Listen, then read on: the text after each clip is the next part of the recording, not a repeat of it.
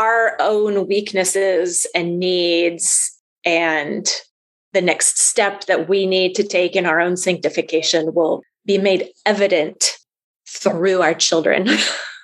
And so we're parenting them, but God's parenting us in these same situations.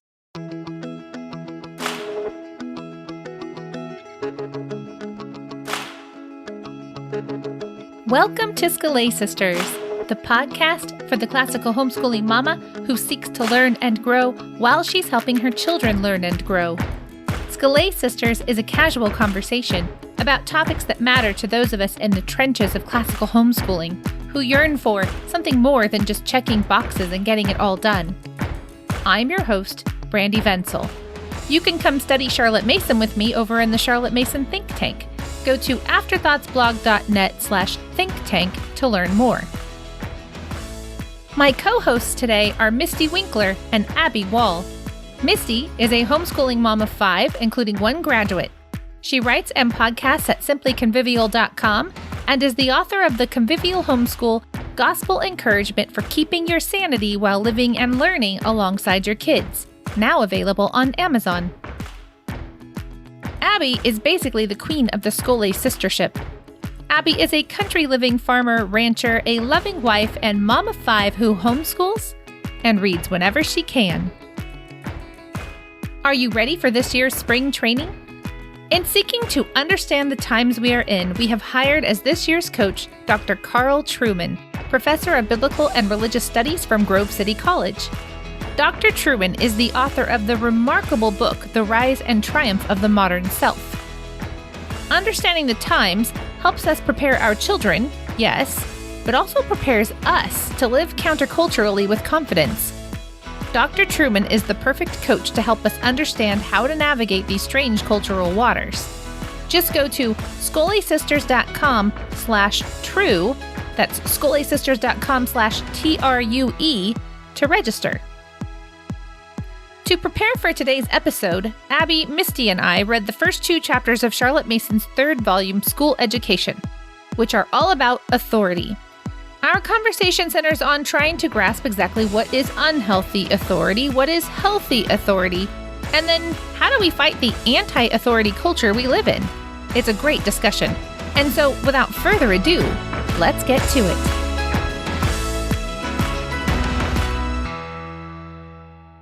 Let's start off with our Scholé every day. Abby, we want to hear you say how much you like Kristen Lavren's daughter. And you're going to be really disappointed because I do not like this. So I'm going to whine a little bit about my 5x5 choice. One of my 5x5 categories is my local book club and any online book clubs that are run in sistership. I'm trying to at least do 1 or 2 every year online. And then I have a great, we call it the Church Lady Book Club, where we read anything and everything. So we all bring a couple books and then we vote on them, is how my book club runs. I had been hearing about Kristen Lavren's daughter, hearing about, but not discussed in depth. And so I was like, no, people I really admire say it's this wonderful work of literature, and it's a Pulitzer, right? Or it won? I think so.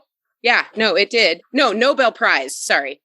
But no one told me anything more than, well, it's about this woman who had 9 children.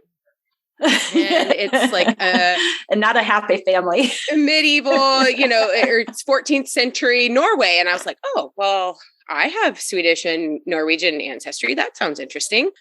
Unfortunately, it is also a tale of a girl who is stupid and makes terrible decisions and just keeps making terrible decisions and is racked with guilt because she's doing all these bad things. She is not honoring her parents. She is not obeying. She even goes to a nunnery and then is totally promiscuous. It is so bad. It's so bad.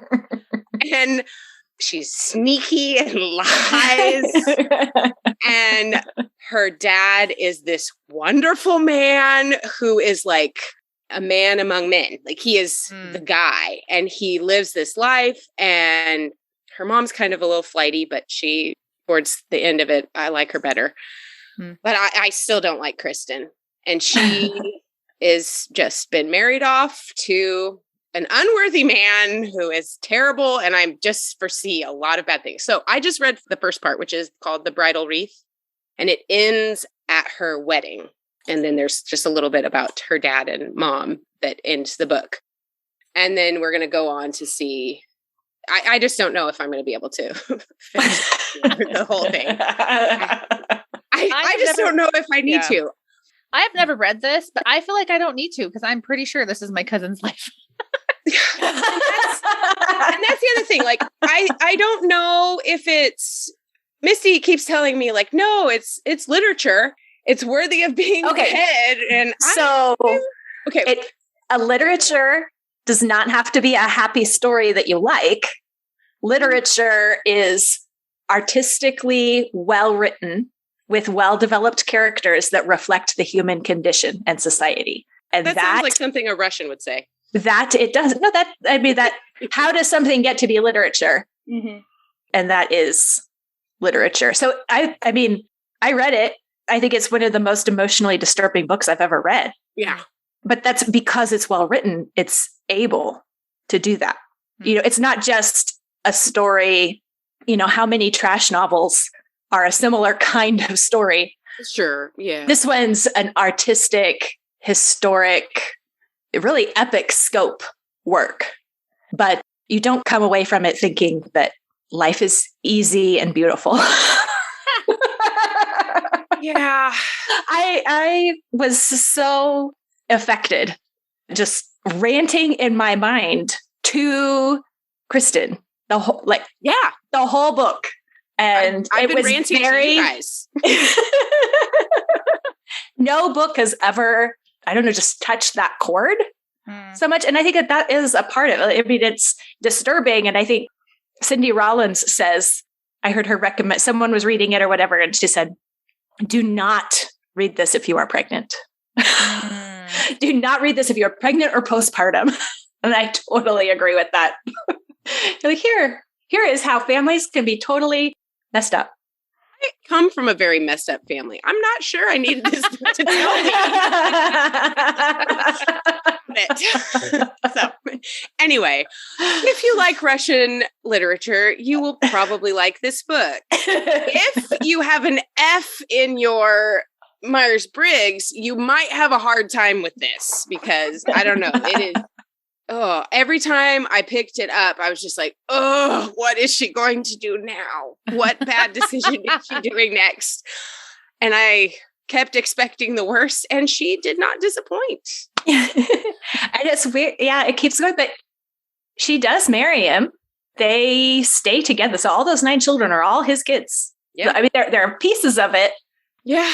I'm going to take a break because between this and the Communist Manifesto, and just the general news, I'm sorry, but I'm not going to go. I'm going to go with something light and happy. It's time for you to read some Wodehouse. There you go. Actually, that might just very well be. Very mild might be. So that's my Skol every day. And thank goodness book club is tonight. So I get to have a whole nother angsty discussion about it and really purge myself of all the extra emotions that this book is making me feel. And I'm hoping other people also did not enjoy it so we can commiserate together. It is well written. It is well written. Well, Mystie, what you got for us?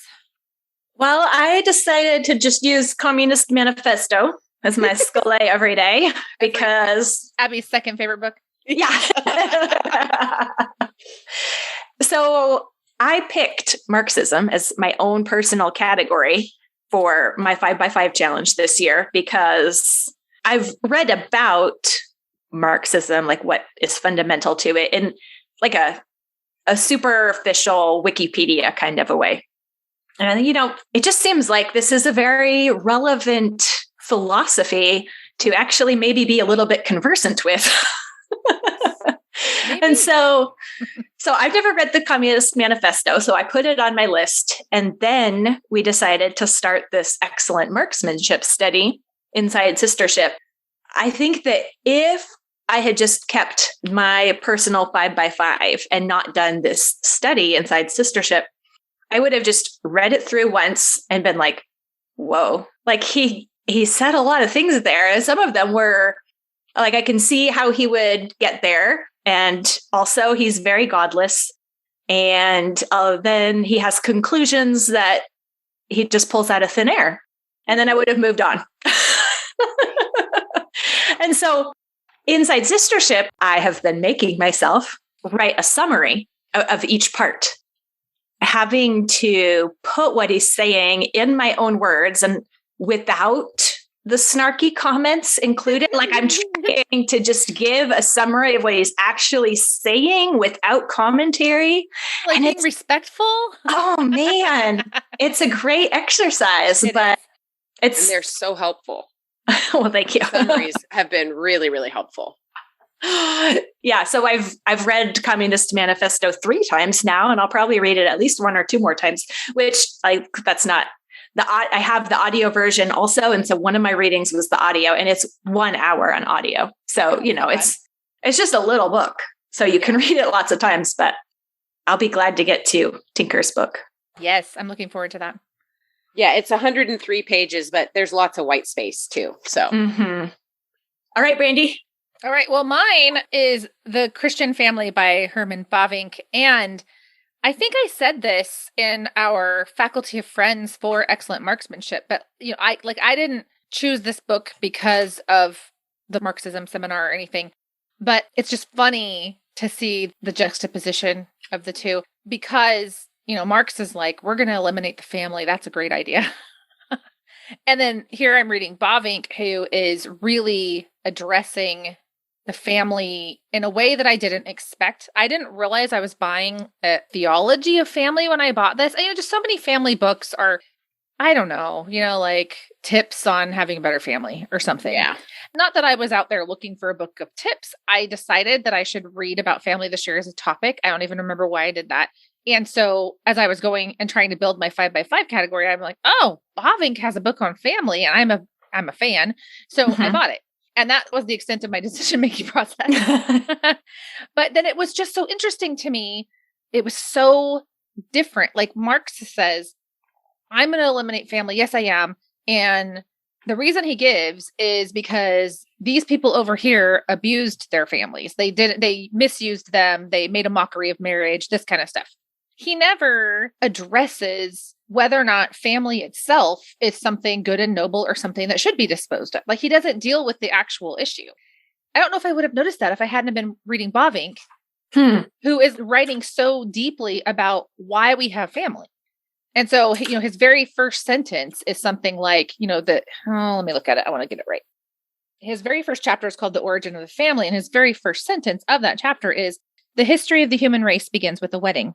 And so he spends the first 3 chapters going through basically Genesis, especially the first, 4 chapters of Genesis, really trying to root us in this idea that the family and marriage and parenthood, like none of those things are things that we made up. They're all things that were given to us by God, instituted by God. Anyway, it's super good. Like I just didn't. Nice. I didn't expect it to be this kind of a book. And I really don't know where he's going from here because I didn't bother to really read the table of contents or anything before I opened it. Just dive in. It is interesting because he even at the beginning of chapter 3, he touches on some of the things that come up or that kids will ask us that I've never seen anybody bring up in a family book. Like, for example, well, why was incest okay? I mean, obviously it had to be okay in the very beginning. If we really believe that Adam and Eve were the only 2 people in existence, then in order for us to be fruitful and multiply, there had to be incest. But why was that okay and why is it not okay now? I mean, he touches on it briefly. It's not like he spends this chapter on it or something, but it was really interesting where he talks about the differentiation between families and about how over time that would just naturally occur and that the Bible assumes that it will occur when it says things like, for this cause, a man will leave his mother and father and cleave to his wife.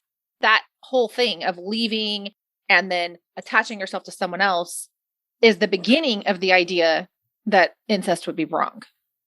Anyway, But it was just like, it was super helpful because I was thinking, I've had kids ask that question and I don't think I did justice to the question in the way that he did justice to the question. And he probably took way less time than I did. So anyway, so it's like, there's just little things like that. Anyway, it's a really great little book. I like it. It's not super long, 161 pages. Very manageable size, and it's a good translator. That's always the thing, right? With translated books is that sometimes it falls apart because of the translator, but it's very readable. So highly recommended. Especially if Mark's convinced you to eliminate your family. Well, or if you need convincing that Marxism and Christianity can't coexist. Yeah. Read them both. Right. Yeah. Good point. Hi, Abby here to tell you about the sistership. Homeschooling is important work, but it can feel overwhelming, wear us out, and take up so much of our time. Though it is hard work, it is good work. We all need real encouragement, supportive and truthful words, and discussions that engage our minds. Burnout is real. Discouragement happens in every homeschool. Our goal is to help moms combat burnout with School A. Sistership is the place for classical Christian homeschoolers to connect locally and online. We exist to help homeschool moms overcome exhaustion and confusion with refreshing, sound, and invigorating learning. We want to equip moms to connect with local and online community and help connect with big ideas that apply to homeschooling that are broad and liberal in scope. We strive to provide smart and stimulating content for the classical homeschooling mom. We won't waste anyone's time. Join today at scholasisters.com/sistership for free. Today, we're going to be dealing with really 2 chapters in School Education by Charlotte Mason. And we've never had a purely Charlotte Mason episode before. So I really feel like I'm winning. Okay, we've had over 100 episodes. Brandy can have one where Charlotte Mason's the only source. I am a slow winner.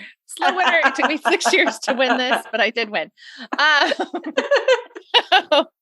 These 2 chapters are dealing with the idea of, well, lots of times we'll call it authority and docility, or authority and, well, we're just going to stick with docility right now. I think in her chapter, she calls it authority and obedience, actually. So Charlotte Mason, says that these 2 concepts, right, they're complementary. We've got the parent in authority and we have the child in a state of obedience. And she says in her, her 3rd principle, that relationship is natural, necessary, and fundamental. It's easy to read that a little bit and think that sounds nice. And she's emphasizing that it's important. But I think she's using those as philosophical terms. I think when she says that it's natural, she means it's part of the created order. And I think when she says it's necessary, I think she means in a philosophical sense. That all the things that come later in her philosophy hinge on this, that this is the context for education. And if you get this wrong, then other things aren't going to work right. And I think when she says it's fundamental, she really means, foundational, like it's something that we build on. It's not the house, but it's something that you have to have in the foundation in order for it to work, which would be very related to the idea of necessary. But I think she's speaking philosophically when she says these things and not just natural and necessary or alliterative and isn't that pretty and then you know what I mean. Not like if I had written it, it would have just been it would have been because they were both N words. Just meaningless N words. Just kidding. So today we're going to be talking really not about the obedience part so much, even though I'm sure it'll come up just because it has to. But really we're talking about this idea of authority. My first question is, did you guys do the reading? I did. Well, the interesting thing that I found about the first 2 chapters in School Education was kind of how she structured it, in first outlining kind of what unhealthy authority looked like, since that was the background of most of her students. It sounded like the adults at that time had been brought up in very authoritarian, autocratic families. That was just the British way. And that was being overturned with Locke and Rousseau and And then I always forget her education nemesis. Maria Montessori? No. Oh, that was her nemesis too. Spencer. Okay. Yeah. She's talking about this development in education that was almost the opposite of the authoritarian kind, because there was a problem with the authoritarian parenting that had been normal in Britain. So she brings up, this is being replaced by new philosophy, new thought, new methods. And then she takes it a step farther and says, both of these are wrong. There is bad authority, but no authority is also bad. The solution to bad authority, or wrongly used authority, or wrongly conceived authority, is not no authority. Well, that reminds me of the whole, the pendulum swing of correction, the way that it swings. If you experience something really terrible, then you swing to the opposite side, and that makes you feel good, because that personally is a balance. But virtue, we're told, right, lies in the middle. And so you have these two competing ideas, and they're both wrong. But it's so easy for a lot of us that had a bad experience to switch to the other bad experience, whatever that is. Mm-hmm. Okay, so you were saying authoritarianism is one mistake on one hand, and so describe that. Like, what does that actually mean? Well, Charlotte Mason in this section uses the word arbitrary. So she doesn't say authoritarian, right, but she says arbitrary authority. That would be where it's like, I'm in charge. So everyone I'm in charge of has to do whatever I say. So that would be arbitrary, because whatever someone else should do is simply dependent upon if that's what I told them to do. They have no principle except do what she says. And so whoever is in charge, whoever is in that place of authority, gets to just say people should do whatever they say. They're kind of left to their own devices and ideas for what everyone under them should be doing. The authority is in my person. Okay, that's what I was looking for. Okay. I, as the person, have been given the authority. So now everything that I say is what goes. And it was really interesting because she points to the British and older. I mean, it was actually more continental than British, but the idea of government, of the divine right of kings, that all of these thoughts and ideas, the philosophies really kind of intersect. And maybe you might not think that your politics, because that's what it would have been at the time, affects your parenting, but it does. So she says, this theory of government we derived from our religion. So, all of these are connected. And then from the theory of government, you derive your parenting ideas for what is authority. She says, we believed in the divine right of kings and of parents because we believed that the very will of God was an arbitrary will. So it all comes back to what's transcendent, who is transcendent, and what are they like. And if you conceive of God as just telling people what they should do, and if you do it, then you're good, that's going to affect the kind of governments that you set up and the kind of parenting that you practice. I think she even had a section here. It's like, so what happens then when reason is your God, or when you have no God, when you deny the existence of God? Now you have no ground for authority at all. Right. Which then degenerates into a rule by power of the strongest. Yeah. So bullying, basically. Mm-hmm. Right. Which, I mean, some governments really are just like a fancy form of bullying. Canada, for example. Sorry, Canadians. So, yeah, that is interesting because I often tell my children, this is not a democracy. Oh, yeah. Yeah. Yep. But you know what? That also was interesting because, for example, when our governor, to bring up that hot button issue of COVID and politics, when our governor oh gosh, I guess this was almost 2 years ago now, when he not only forbid Christians from meeting together, but he forbid us from singing. At first, I think my kids took that as sort of an anti-authoritarian move on our part to defy the governor. Mm-hmm. And it took a while, but I started to see other things. Like now maybe we don't have to obey other rules. We're getting to pick and choose which rules we follow. Right. Things they would say to me when I was driving, like little jokes and things. I was like, this is interesting. We finally had to have a talk about how the governor's authority is less than God's authority. And so God commands Christians to meet together in person. God commands us to take communion and to baptize, both of which have to be done in person. God commands us to sing together. So when we're choosing to defy the governor, we're not resting on our authority. We're choosing to obey the highest authority, which is God. And to the extent that the governor is exercising his legal authority and not contradicting God, then even when I disagree with him, I'm supposed to be obeying him. Mm-hmm. And that was like a really important conversation to have with them because they were totally becoming anarchists. So I had to rein that in. Which Charlotte Mason does say that there's not, anarchy is not actually, she has a quote in volume 6 about that. That's not actually a thing. And I'll read the quote. But there was another quote here just after what Mystie said. We know that a person in authority is a person authorized, and that he who is authorized is under authority.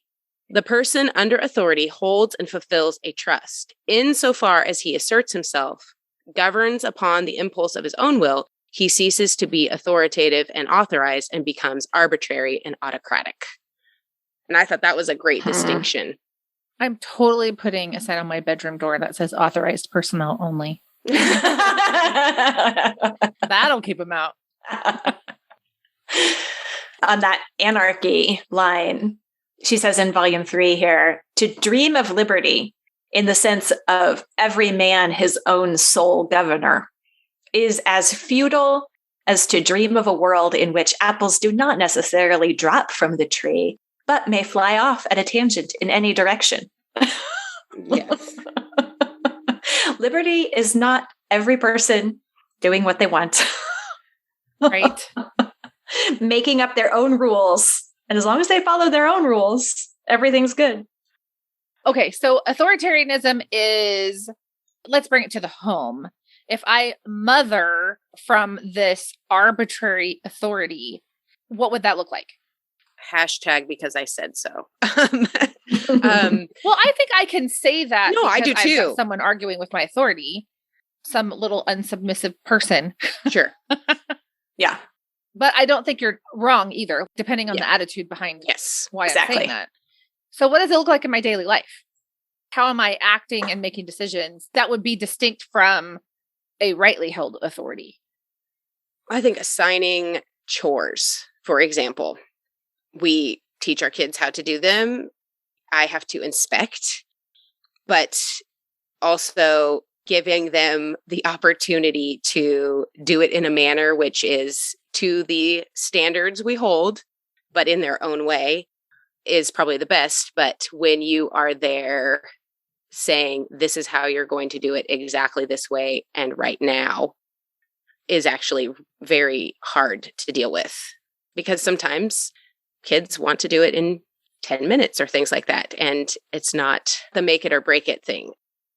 So like micromanaging could be micromanaging. And 2, I think giving tips and hints, like, actually, it's a lot faster to do it this way. And sometimes they're like, yeah, but I don't, want to do it that way. And there is a posture issue, right? Is it because I told you to do it this way, you're rejecting that? Or is it just because you're trying something new? And I think that there is so much nuance in that. Well, I think mothering is especially difficult with drawing these lines and describing what they are, because the different stages of child development and the ages require different levels or a different kind of exercising of authority. And I think that's what throws us off when our kids, especially our oldest, hit 11, 12, 13. because the way that we exercise authority needs to shift at that stage of the game. And we don't realize it, but it's just developmentally what they need. And they start pushing. We have defined obedience if we are a parent who has been exercising authority. When you are exercising authority over a 1-year-old, 2-year-old, 3-year-old, they're just supposed to do it. Yep. Yes. And so, as they get older, we need to be shifting how the authority is exercised. And that gets especially tricky when you have the span of ages all working together. Yeah. It's hard. But what is a reasonable practice of exercising authority over a 3-year-old is tyranny and arbitrary rule over a 13-year-old. So it's tricky. Well, I wonder then if we need to back up and say arbitrary authority is only self-referential. Because it's not under authority, I think is how Charlotte Mason puts it. Yeah. When I'm parenting a toddler in an arbitrary way, then a lot of my commands are going to be based upon my own preferences, my own convenience, me, right? Instead of what has God ordained that this look like in this moment and how am I supposed to act? There may be times where the two things look the same, right? Mm-hmm. Yeah. But one was arbitrary and one wasn't. And the reason for that was because the healthy authority had reference to God's authority and was trying to live out God's commands and living in harmony with how God made the world, which would be, taking into consideration the age of the child and that kind of thing. But I wonder if maybe that's how we make the distinction. I tend to not have trouble having authority with my children. I don't struggle with not having authority, with not having, I don't know how to put this. Well, do you also think that is true because we're all firstborns? It helps. I was thinking about this today is, the three of us, I don't see struggling with the parenting authority, right? It is kind of a firstborn trait. That is true. And it may be that younger children maybe fall off the other side of the horse into negligence. Maybe because I was just thinking I don't struggle with giving a command and expecting it to be done, but I do struggle with being arbitrary.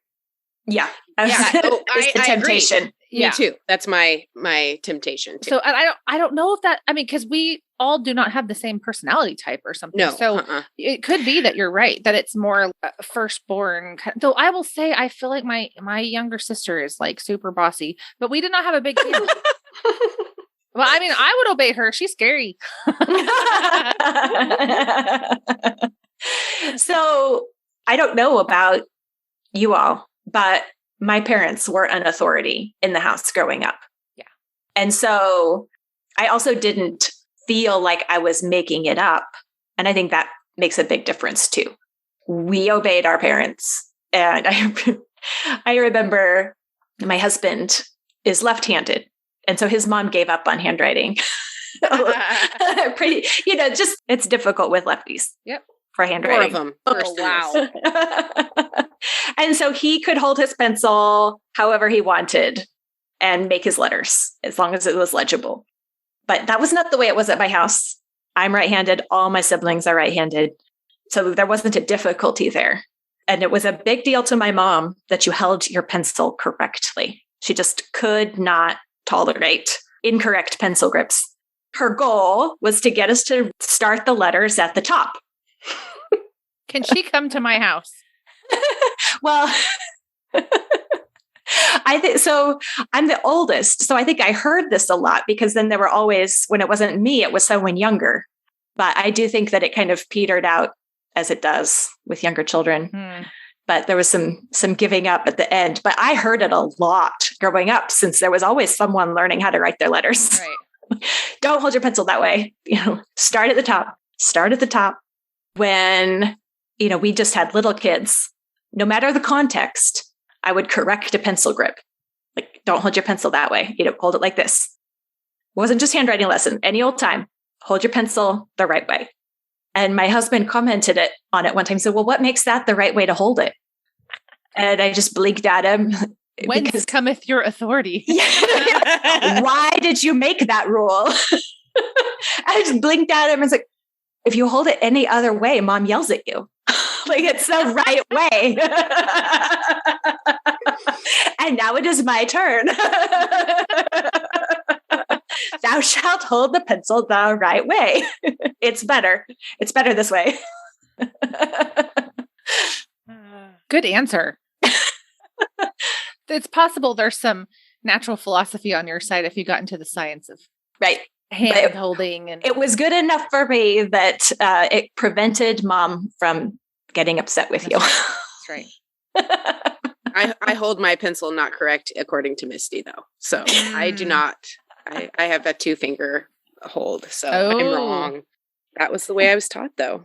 And I do try to get my kids to write from the top down, because actually that is the correct way to do it. And all the dyslexia literature tells you, get your kids to form that way and top down.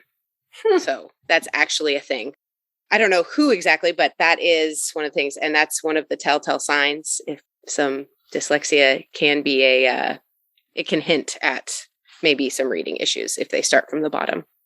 I think that hints at what makes the authority issue tricky is that there are these sound, philosophical, science-based reasons for rules, like starting your letter at the top. It's a good idea for these reasons, but sometimes we just learn to do the right thing because Mom said so.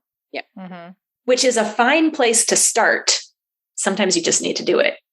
Right. But then when it comes your time to be the one exercising that authority, are you making that rule, continuing that rule for tradition's sake only, just because it was the way you were taught and that's it? Or because you know that it is good for your child? And that's why it's important to educate ourselves about education and be willing to question some of those assumptions that we make, that this is the right way to do it just because it was the way we were made to do it.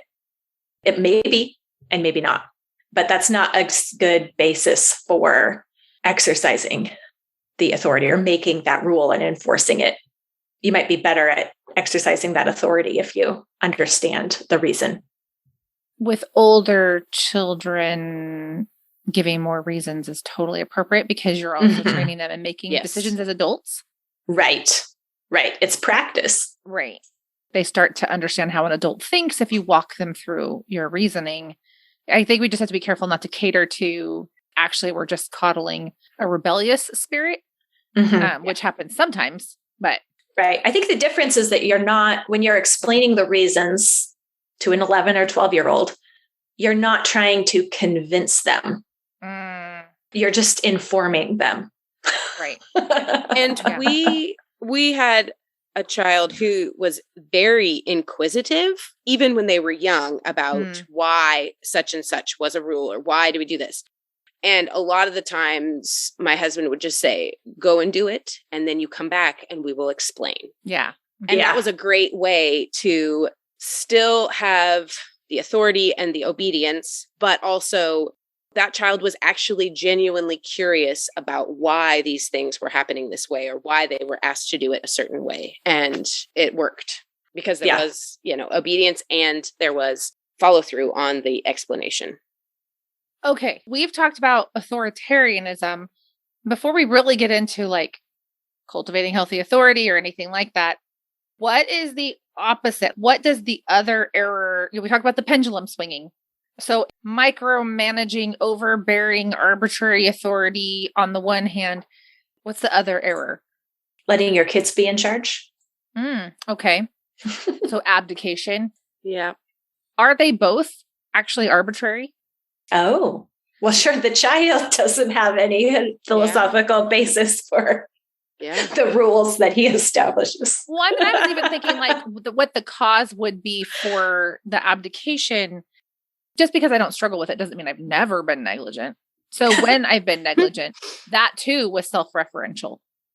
Right. That's true. I didn't feel good. I didn't really have the energy for this. So I'm not going to deal with this today. Like, I'm just going to kind of let them, run wild and cultivate their sin. So that was also, I was not making reference to God's commands for me to hold authority or God's commands for my children to have, like, if God's going to say, children, obey your parents, it assumes that you have parents that require you to obey them. You know what I mean?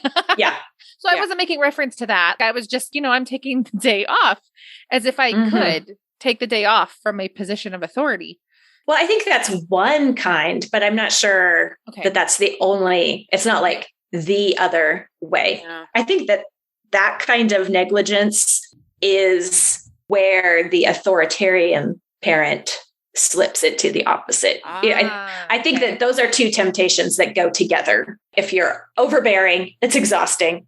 And then you swing the other way to negligence. Okay. But I think the concern that Charlotte Mason has in these first couple chapters of volume 3 is that you have intentional, deliberate parenting without authority.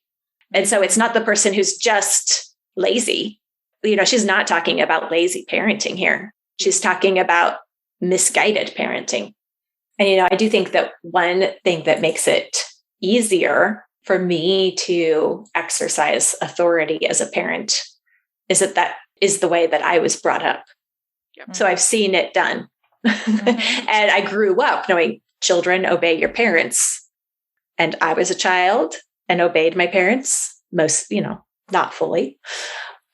Oh, good. You're not perfect. How disappointing. Yeah, I know what you mean. But at this point, Charlotte Mason is saying this new thought out there that parents and teachers ought not exercise authority, that it would be bad to exercise authority, is the view that became the majority view and that is still working itself out in society. And a lot of people have never, at this point, they've been educated by teachers and parents who did refer everything back to the child and never expected obedience. And so then you don't know what it looks like. Your default parenting is going to be what's familiar to you. So, yeah, I grew up in a home that was not the authority structure. I think that's one of the key things that I thought about in this chapter or this readings too, is that when you are in authority, you are also under authority, which means you are under the supreme authority, as she calls it, which is God. So we are obeying God. And then if you are married, you are to obey your husband and respect him. And so that was not how my childhood was. It definitely was a steep learning curve, but God is merciful. And he gave me a very nice husband who came from a very steady home and things like that. And I read a lot of books and I looked at other people who seemed to be doing well. I think it is such a blessing, and I'm sure you would agree, that you came from a family that had an orderly structure in place that, was honoring to God so far as they were able, right? But God changes sinners' hearts and then he works on our minds. And though it may be a slow and painful process, he redeems and heals. So it can be, authority can become a very good thing, even if you did not, did not get exposed to that as a child growing up. I'm glad you said that. So when we talk about what this other error is, let me try to describe it and you tell me if you think I'm right. Because I want us to move on to healthy authority and what that looks like, but I don't want us to miss that error. So that error would be probably based on Rousseau. So you have this idea that the child is born good in an absolute sense and is then corrupted by society and people around him and that kind of thing. And so the idea is that you don't interfere with the child, the precious child, because if you do interfere, then you are corrupting him. So you're supposed to let him alone. What is that? Like the noble savage kind of thing, right? You let him alone and that is somehow good for him. So it's almost the exact opposite of authority because it's thinking, I don't actually I don't have the right to speak into this child's life. I don't have the right to tell him that he's wrong or right. I am somehow a bad influence almost. Is that what you think she's getting at?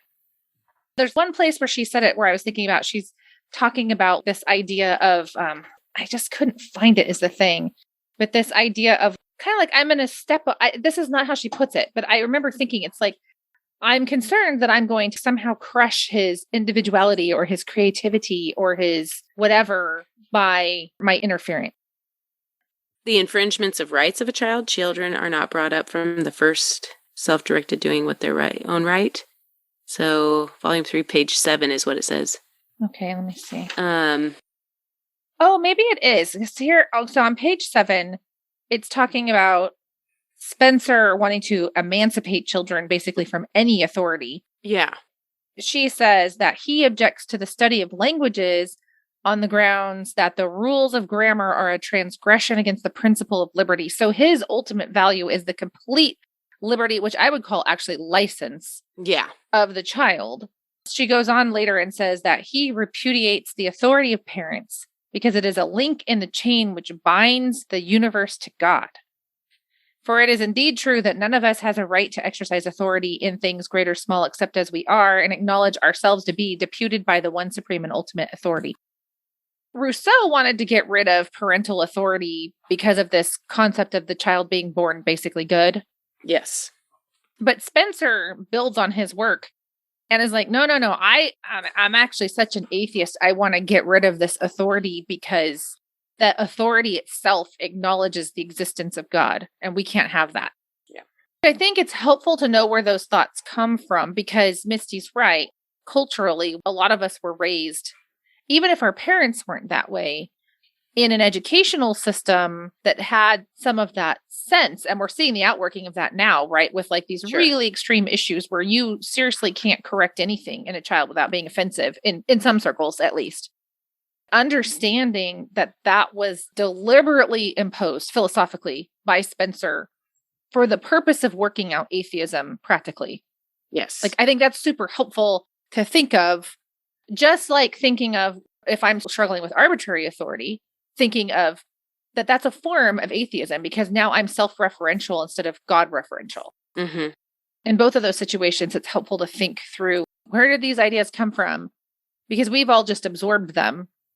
In volume 6, it talks about the result of an ordered freedom is obtained, that ordered freedom which rules the lives of 999 in 1,000 of the citizens of the world. But the drawback to an indirect method of securing this result is that when do as you please is substituted for do as you're bid, there is a dissimulation in the air, and children fail to learn that habit of proud subjugation and dignified obedience, which distinguishes great men and noble citizens. That's a really interesting thing, I think, with Charlotte Mason.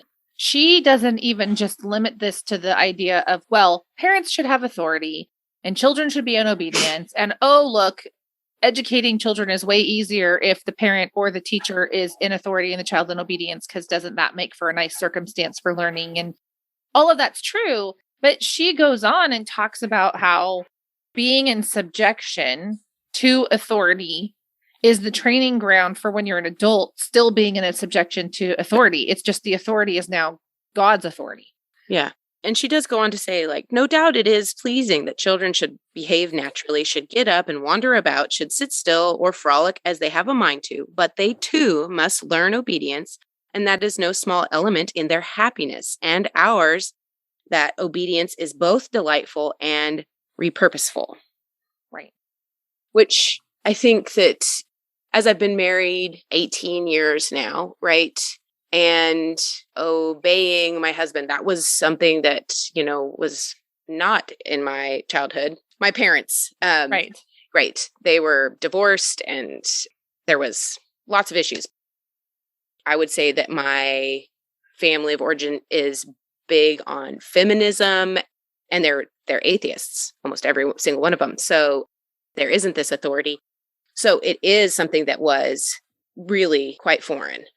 But now there is such joy, and over time you change. And when you can model that for your kids, I think it does make a huge difference. Yeah, for sure. I want to try to get into some practical outworkings of this. Before we do, I have something to say. Okay. Because, like I said, I don't really struggle with having authority over my children. But, we've been in a co-op for most of the last 11, 12 years, probably 12 years. And I have always struggled with authority over my classroom. I decided that the reason for that is actually because the mothers are present, they're around. And I feel like they should control their own children. And I'm uncomfortable parenting other people's children for a variety of reasons. Some of it just bad experiences that have nothing to do with the people who are there, but made me kind of gun shy with things. It's only been in the last few years that I feel like I've really gotten my ability to control a class. And one of the reasons why I was able finally to get it under control was just rereading Charlotte Mason over and over the way that I have because of the different classes I teach and stuff. It finally dawned on me that I had the right to control that class. And I think I was sort of abdicating my authority because I felt like, well, their mom she's not here. We often meet at a park. She's not here at the table with me, but she's right there. I can see her. And so I felt like I didn't have the right, if that makes sense. And it finally dawned on me, not only do I have the right because I am the teacher of this class, but I have the responsibility because I'm the teacher of this class. And if God allowed me to have this position of the teacher of this class, then I have the right and the responsibility to exercise healthy authority in that class. That sounds so, well, of course you do. But for me, that was revolutionary when it finally clicked in my brain because I had really, really struggled. And for the most part, these kids were super sweet and submissive, so it wasn't an issue. But when I would bump up against a kid that was more rebellious, I really struggled. And part of it was because I was just like, why won't this child's mother come over here and fix this situation for me? So then realizing this is my job. God has given me a job to do, and I need to do it well. And I think that also helps with motherhood when we're starting to struggle with certain things. We don't get bogged down in being self-referential, but we turn around and we're like, what has God actually called me to do? What is my job? What is my right and my responsibility in this situation? I just feel like it clears out some of the clutter. Well, because it isn't arbitrary authority that is just because you are you. In the co-op setting, you have delegated authority from the parent. So you're acting, there's the Latin phrase, in loco parentis. So the parent has given you the authority for the time to exercise that parental authority. But then as parents, that's also delegated authority from God. So when we are exercising authority, it is as people submitting, not as people lording it over anyone else. Right. And it's in confined parameters, right? It's for that class.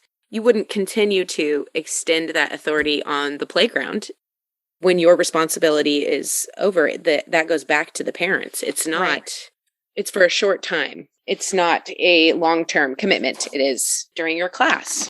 Yeah, that's a good point. So let's say I'm listening to all this and I'm like, oh my gosh, I don't have authority. If I'm the controlling, micromanaging, arbitrary, what does she call it? Autocratic, authoritarian.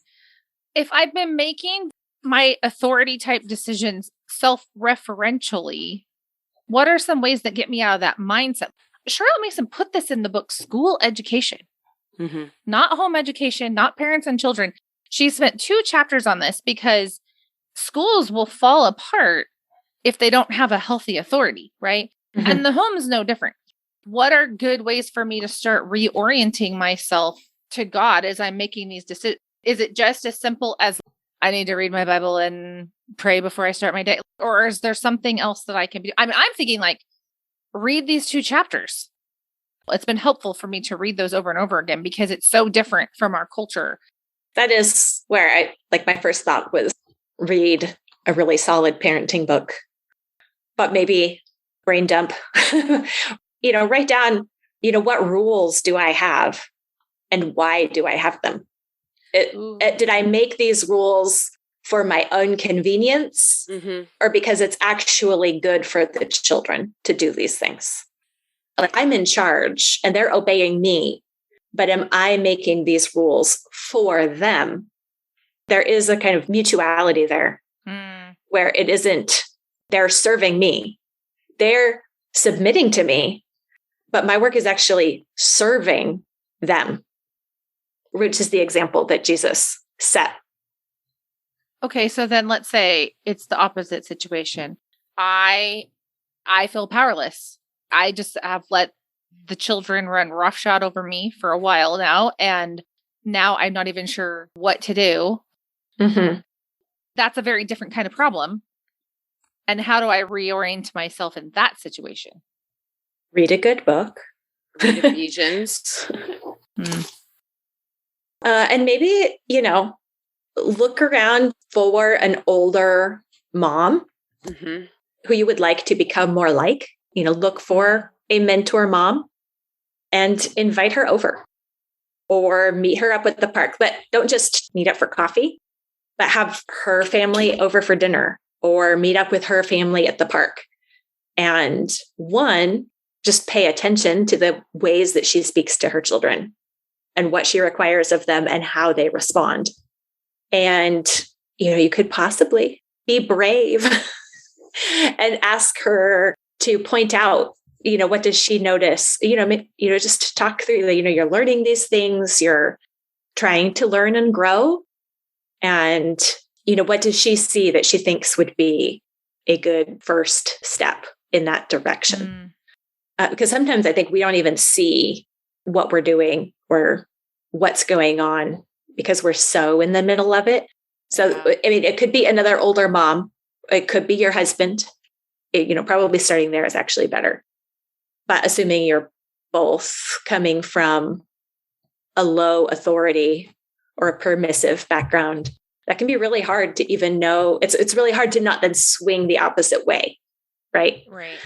I was also thinking of the scripture verse that came to mind is 2 Timothy 1:7. For God gave us a spirit, not of fear, but of power and of love and of self-control.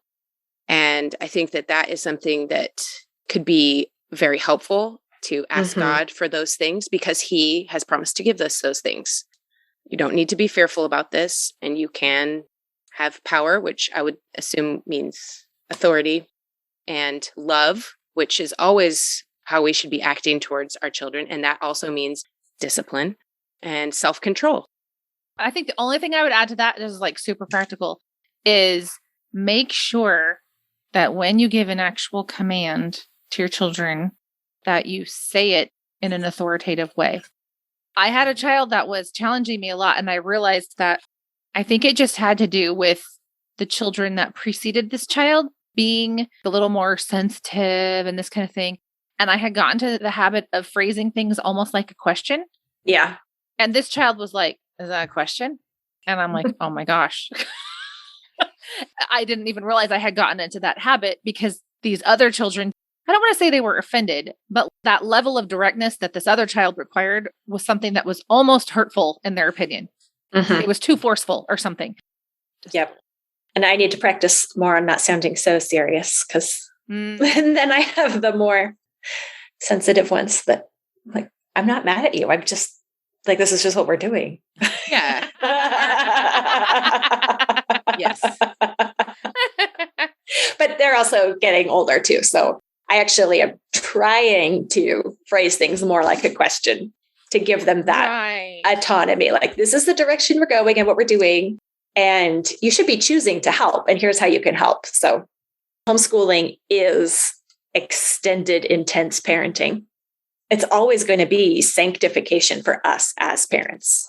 So it isn't a skill or a technique that we have to learn and then it'll all work.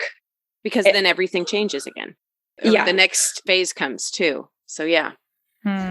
Our own weaknesses and needs and the next step that we need to take in our own sanctification will be made evident through our children.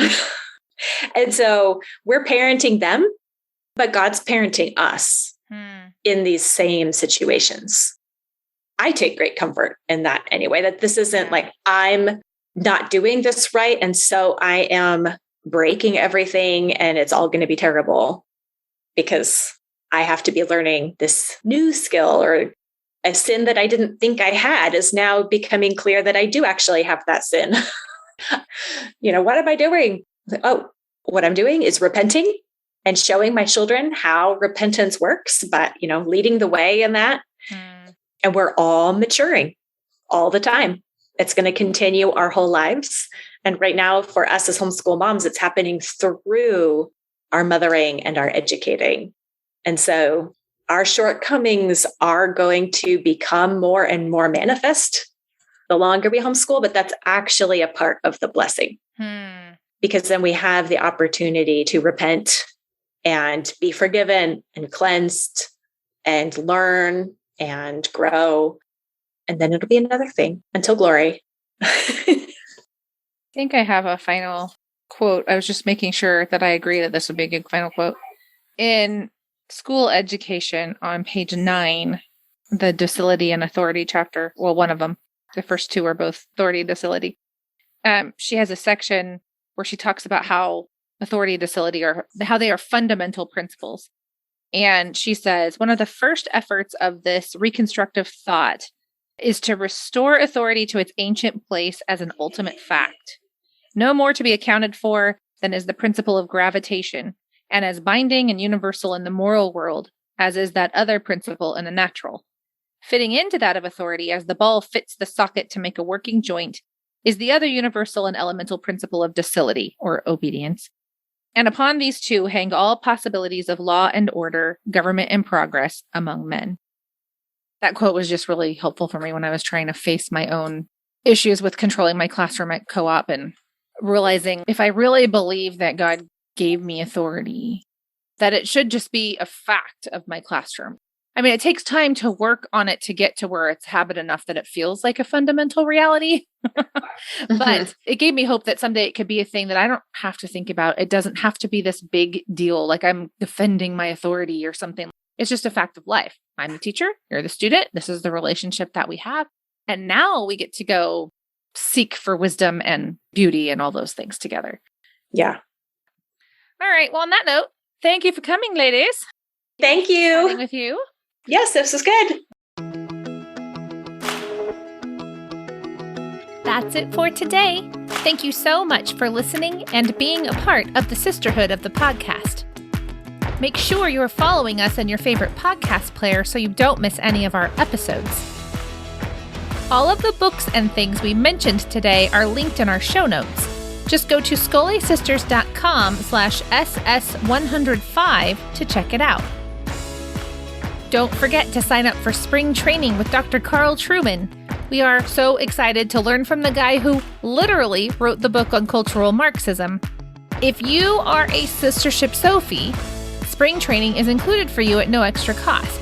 But if you aren't, or if you want a friend to join you, go register at scollysisters.com/true. That's scollysisters.com/TRUE. In our next episode, Mystie and I discuss why everyone who educates needs an educational philosophy and the basic questions that would help you build one.